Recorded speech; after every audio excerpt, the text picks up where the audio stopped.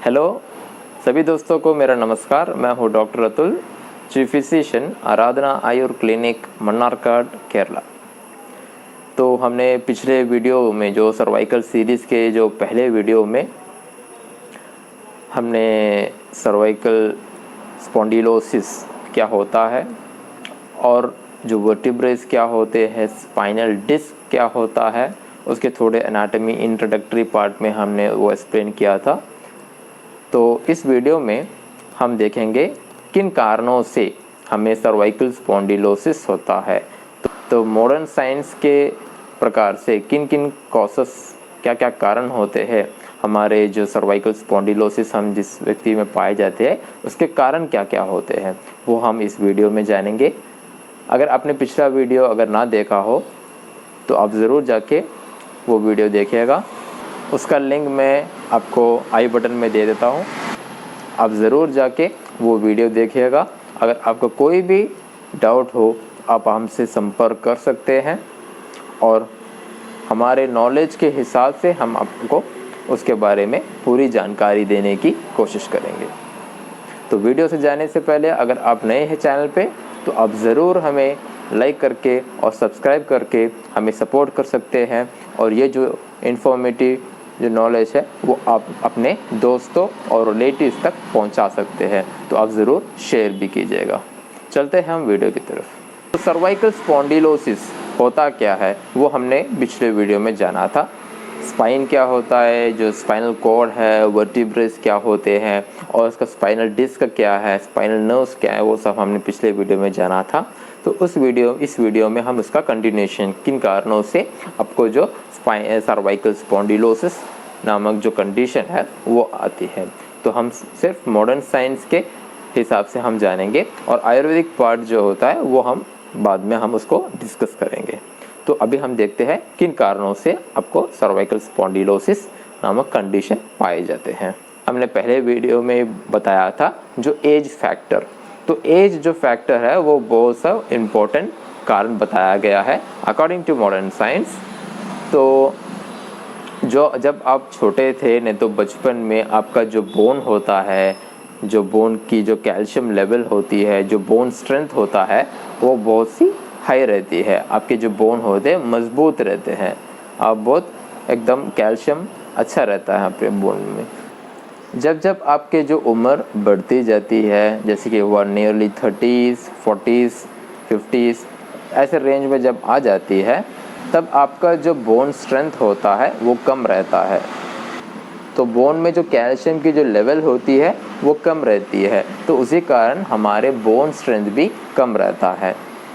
तो for example आप ले सकते हो नया गाड़ी, वो बाइक हो या कार हो, तो अगर आप सोच लीजिए बाइक आपने मांग लिया है और उस बाइक जब आप मांगते हो आपको एक नया टायर मिलता है जहाँ पे एकदम ग्रिप रहता है, टायर में एकदम अच्छा ग्रिप रहता है। तो आप जब वो जो बाइक रेगुलर आप यूज़ करोगे, 1 साल यूज़ किया, 2 साल किया, वैसे अब अगर 10-15 साल तक अब वही टायर और वही बाइक से आप यूज़ कर रहे हो, वो बाइक यूज़ कर रहे हो, अगर आप देखोगे 10 साल के बाद वो जो टायर का जो आकृति होता है वो जब नया जैसे नहीं होगा, वो एकदम घिस गया होगा। अगर आप रेगुलर ज़्यादा यूज़ करते हो वो टायर और जो रोड की जो फ्रिक्शन होती है उससे आपका टायर क्या हो सकता है, घिस सकता है। तो उसी प्रकार हमारे जो स्पाइनल कॉर्ड, जो स्पाइनल वर्टिब्रास होते हैं, जो वर्टिब्रास होते हैं, जो स्पाइनल डिस्क होता है, सेम फंक्शन उधर भी होता है। जैसे कि 2 वर्टिब्रास जो मैंने पहले वीडियो में बताया था, ज़रूर आप जाके देखेगा अगर किसी ने देखा नहीं है तो। 2 वर्टिब्रास के बीच में होता है स्पाइनल डिस्क। तो हमारे इरेगुलर पोस्चर नहीं तो हमारे इरेगुलर जो काम होते हैं, अगर हेवी वेट कुछ उठा दिया, सडनली आप जाके हेवी वेट उठा रहे हो, नहीं तो इरेगुलर पोस्चर है जहाँ बैठते समय नहीं तो लेटते समय का जो इरेगुलर पोस्चर्स होता है, नहीं तो ऐसे जो जॉब्स, जो ऑक्यूपेशनल हम बोलते हैं, ऐसे जॉब जहाँ पे आप ज़्यादा देर तक फ़ोन जैसे कि फ़ोन आप देख रहे हो, नहीं तो लैपटॉप में बिजी रहते हो, तो उस सब का असर हमारे सर्वाइकल वर्टिब्रास में आता है। तो ऐसे से जॉब नहीं तो सडनली हम जाके हेवी वेट यूज़ करें, हेवी वेट उठाए, नहीं तो रोड एक्सीडेंट हो जाए, नहीं तो कहीं पे जाके हिट हो जाए, तो ये सब वजह से, नहीं तो कोई अन्य कारण से हमारे जो वर्टिब्रास होते हैं उन दो वर्टिब्रास के बीच का जो स्पाइनल डिस्क हो जाता है उसमें डीजेनरेटिव चेंजेस आ जाते हैं, नहीं तो वो बाहर निकल जाता है, नहीं तो डीजेनरेटिव चेंजेस आते हैं। जैसे मैंने आपको बताया, जब आप नए बाइक मांगते हैं उसमें आपको नया टायर मिलता है और नया ग्रिप रहता है। वो सेम टायर जब आप 10 साल के बाद देखोगे regular usage of that vehicle, आप जब देखोगे उस टायर को, वो घिसा ही आपको मिलेगा, थोड़ा घिसा उसमें रहेगा, एकदम घिस गया होगा।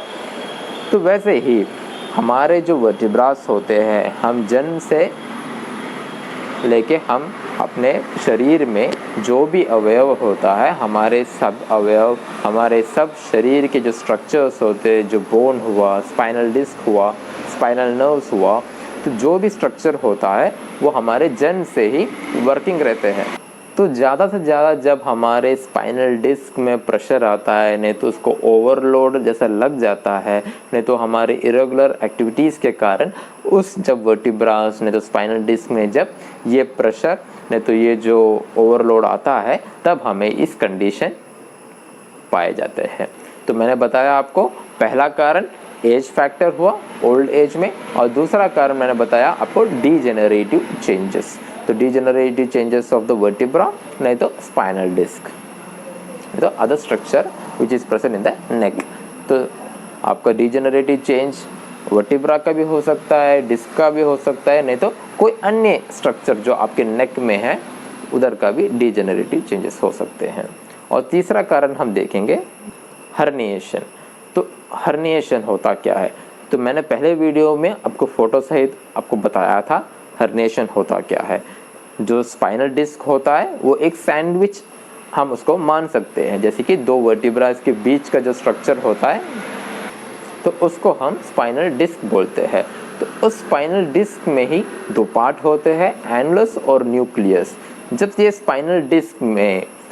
स्पाइनल डिस्क में आपको बहुत सा प्रेशर आता है, नहीं तो वर्टिब्रास के डीजेनरेशन के कारण, नहीं तो कोई अन्य कारण से जब हमारे स्पाइनल डिस्क में ज़्यादा प्रेशर आता है तो स्पाइनल डिस्क थिन हो जाता है।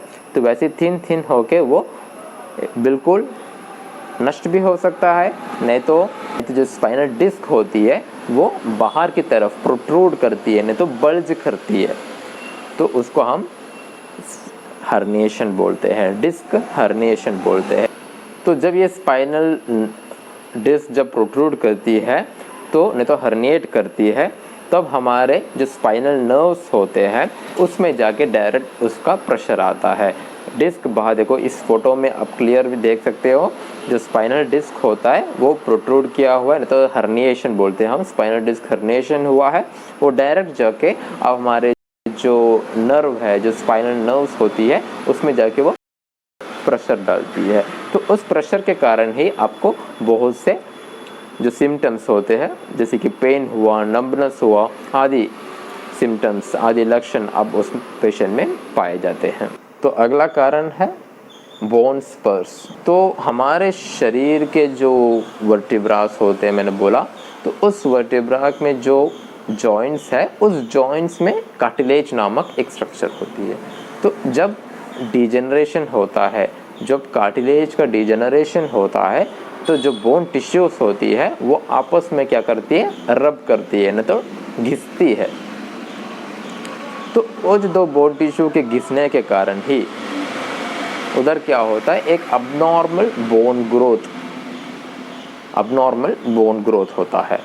तो अबनॉर्मल बोन ग्रोथ कहाँ पे होता है, आपके जो वर्टिब्रास के एड्ज होते हैं उधर आपको थोड़ा बोन फॉर्मेशन जैसा आपको पाए जाते हैं। उसको हम मॉडर्न साइंस के हिसाब से ऑस्टियोफाइट्स, नहीं तो बोन स्पर्स कहते हैं। ये भी एक सर्वाइकल स्पॉन्डिलोसिस का कारण बन जाता है। और अन्य कारण जैसे कि मैंने पहले बताया था, एक्सीडेंट हो, नहीं तो अबनॉर्मल पोस्चर्स हो, और जो हमारे एक्टिविटीज़ है, नहीं तो वेट लिफ्टिंग हो, जैसे कि भारी, ज़्यादा से ज़्यादा भारी हम उसमें उपयोग करना है, तो जॉब, ऐसा जॉब हो जहाँ पे हम सर्वाइकल जो स्पाइन का जो सर्वाइकल वर्टिब्रास होती है, जो गले के ऊपर का जो गले का जो एरिया होता है उसको ज़्यादा यूज़ करने का, ऐसे थोड़े जॉब्स होते हैं। तो इन्हीं सब कारण की वजह से हमको सर्वाइकल स्पॉन्डिलोसिस जैसा कंडीशन हमें पाए जाते हैं। तो आज के लिए बस इतना ही था। तो अगले वीडियो में हम अगला टॉपिक लेके आएंगे। तब तक धन्यवाद।